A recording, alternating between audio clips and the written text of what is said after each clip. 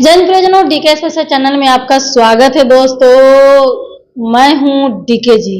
चलिए बात करते हैं यहाँ पर जो मौजूद हूँ बीजेपी कार्यालय में, और जो है बीजेपी कार्यालय में मेरे साथ मौजूद हैं भाजपा के महामंत्री दोस्तों, जिनका नाम है दोस्तों ललन मंडल जी।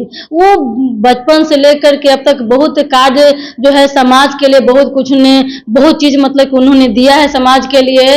तो आज देखिए दोस्तों कि भाजपा ने कहां से कहां मतलब कि इनको पहुंचा है। चलिए बात करते हैं कि सबसे पहले सर कि मेरे चैनल पे बहुत बहुत बधाई। चलिए आपको भी बहुत बहुत धन्यवाद। और सर कहते हैं कि सर कि अभी जो भाजपा ने जो है सदस्यता अभियान लगाया है, लेकिन बिहार का आपका दिया गया है टारगेट 1 करोड़, लेकिन क्या मतलब किस तरीके से वर्क हो रही है और कहाँ कहाँ मतलब कहीं क्षेत्र में जब टावर ना हो या मिस्टेक हो रहा है, कहीं दिक्कत है, क्योंकि अभी मतलब कि कहाँ तक ये चीज आंकड़ा सर पहुंचा है। देखिए पिछले 2 सितंबर से माननीय प्रधानमंत्री जी के द्वारा पहला सदस्य उन्होंने बना। उसके बाद पूरे देश में यह कार्यक्रम चालू हुआ। आज 45 दिन तक सक्रिय सदस्यता कार्यक्रम इस देश में चला, बिहार में भी चला। हम लोग अभी तक 40 लाख पार कर चुके हैं। हमारा जो लक्ष्य है, हम लोग लक्ष्य को पूरा कर लेंगे। अभी 4 दिन का और समय मिला है, 20 तारीख तक।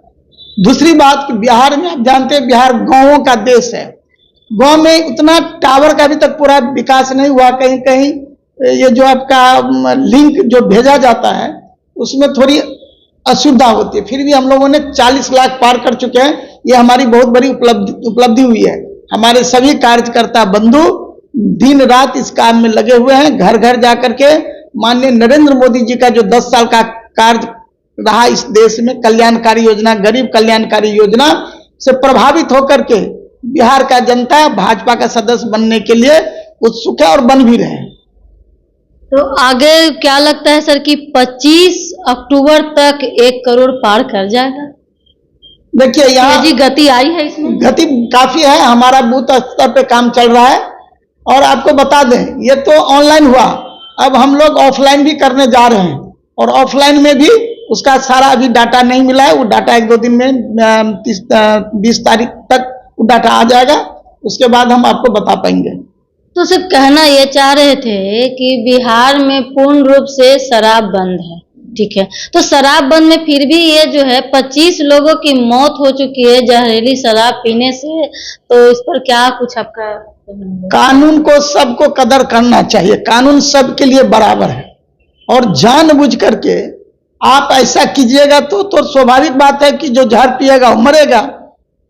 जहां तक सरकार का व्यवस्था है, सरकार हर तरह से मुस्तैद है कि कहीं इस तरह का अप्रिय घटना न हो।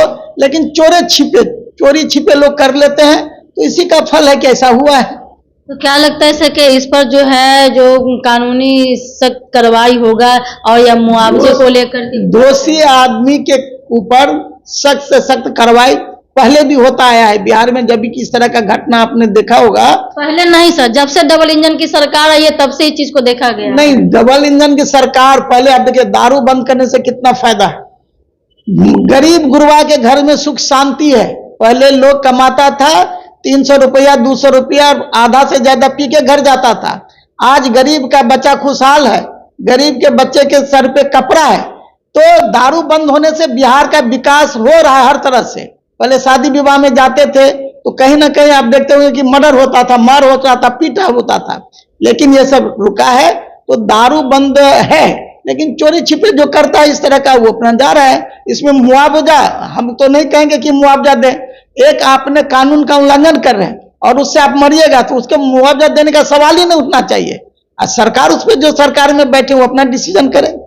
तो सर अपने समाज को लेकर के जो जागरूक करने के लिए किस तरीके से हम लोग जागरूक करेंगे और आगे जो है विकसित भारत में सपोर्ट करेंगे, विकसित बिहार को लेकर आगे? देखिए 2014 से लगातार बिहार का विकास, और उससे पहले भी जब एनडीए का गठबंधन हुआ, नीतीश जी और हमारे भारतीय जनता पार्टी का जब मेल है, आप लालू के रीजन का 90 का रीजन उठा के देखिए। बिहार में रोड नहीं था, स्कूल में टीचर नहीं थे, कॉलेज में प्रोफेसर नहीं थे, तो हर जगह विकास हुआ है। आप कहिएगा कि डबल इंजन सरकार पे, डबल इंजन सरकार में सब प्रकार का विकास हुआ है। गरीब के घर में अनाज जा रहा है, बिजली का व्यवस्था हो गया, रोड का व्यवस्था हो गया, नया नया कॉलेज बना है, नया नया मेडिकल कॉलेज बिहार में बन रहा है। तो चौमुखी विकास हो रहा है इंडिया गवर्नमेंट में। तो सर ये तभी तो मैंने सर बोला कि जब से डबल इंजन की सरकार आई है बिहार डेवलप में आ रहे हैं, लेकिन सर फैक्ट्रियां अभी तक के बारे में ना फैक्ट्री लग रही है, अभी भी जो है मजदूर जो हैं पलायन कर रहे हैं इसको लेके। देखिए, मजदूर बिहार में बहुत सारे उद्योग लगने का बात चला है, उद्योग लग भी रहा है, और ऐसा नहीं है कि बिहार में बिहारियों को काम नहीं मिल रहा है। बहुत सारे ऐसे हैं कि आप एक बात बता दें, अभी पंजाब सबसे विकसित राज्य में एक अग्रणीय भूमिका निभाता है। आप जाइएगा पंजाब तो हर घर में एक दो विदेश गया हुआ है, तो क्या कहिएगा कि पंजाब में कुछ नहीं है? ऐसा थोड़ा ही होता है। कोई अच्छा भविष्य के लिए बिहार से बाहर अगर जाते हैं तो हम उसका स्वागत कर रहे हैं, कहाँ दिक्कत है उसमें। लेकिन बिहार में हर जगह काम है, इतना रोजगार है, इतना पुल पुलिया बन रहा है, रोड बन रहा है, तो सब तो लेबर उसमें काम कर ही रहा है। तो जनता भी कह रही है, आपका जो नेता प्रतिपक्ष तेजस्वी यादव का भी मत कहना है कि जो है गिरिराज दास जो है अपना पद यात्रा जो निकाल रहे हैं हिंदुओं को जगाने के लिए, क्या मतलब कि सब समाज का हिंदू सोया हुआ है क्या? इस देश में जब से कांग्रेस की सरकार आई आजादी के बाद हिंदुओं के साथ अत्याचार हुआ है।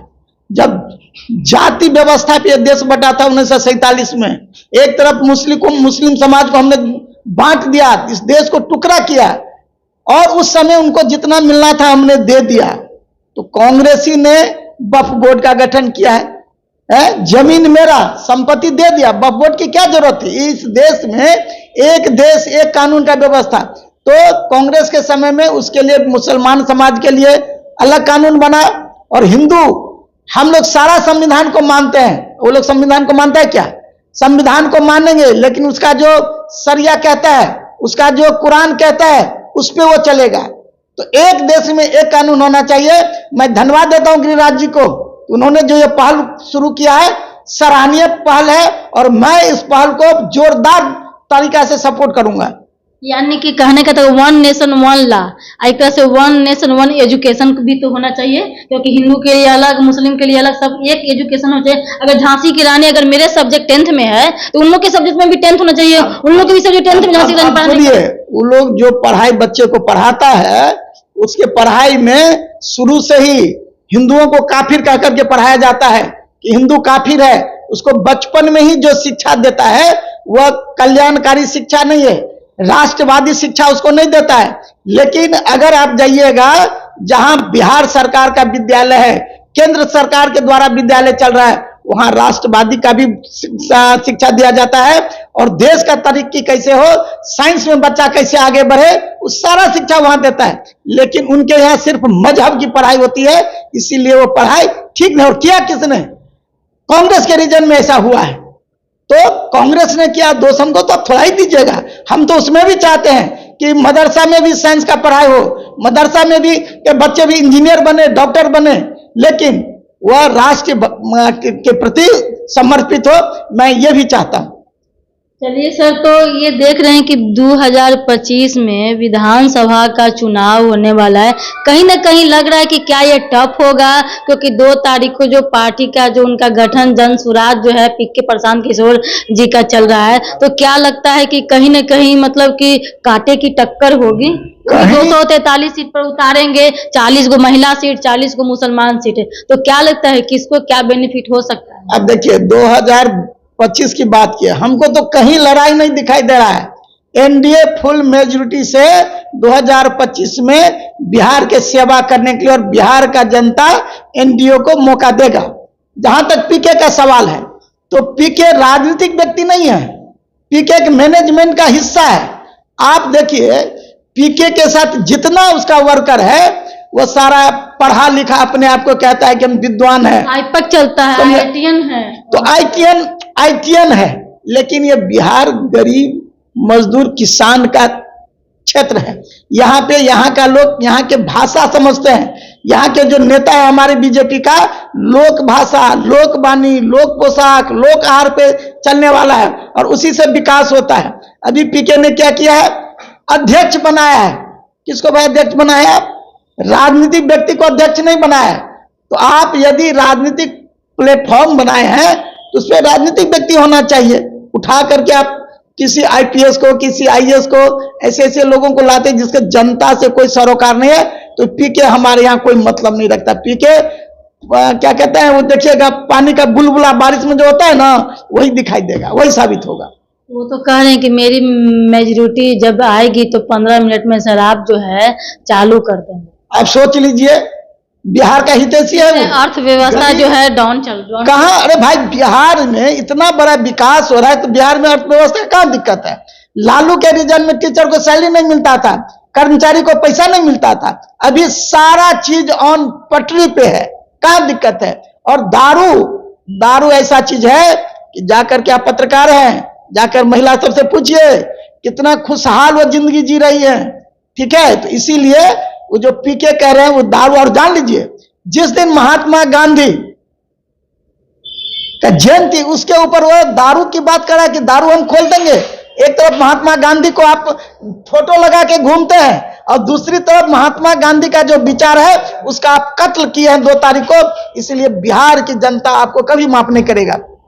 बहुत बहुत धन्यवाद। ये मेरे साथ है भाजपा के बिहार प्रदेश के महामंत्री ललन मंडल जी। ये तमाम बातों को लेकर के चर्चा हुआ, राजनीतिक मुद्दे से लेकर के समाज सेवा से लेकर के सर तरीके से। लेकिन ये कहना है कि जब भी होगी विकास की अगर बात होती है तो यहाँ पर आती है नरेंद्र मोदी और बीजेपी की ही बात होती है और डबल इंजन की ही बात होती है। देखिए, बिहार को अगर खुशहाल जिंदगी को देना है, आगे तरक्की की ओर बढ़ाना है तो एनडीए को ही सपोर्ट करने में ही भलाई है। जय हिंद, जय भारत।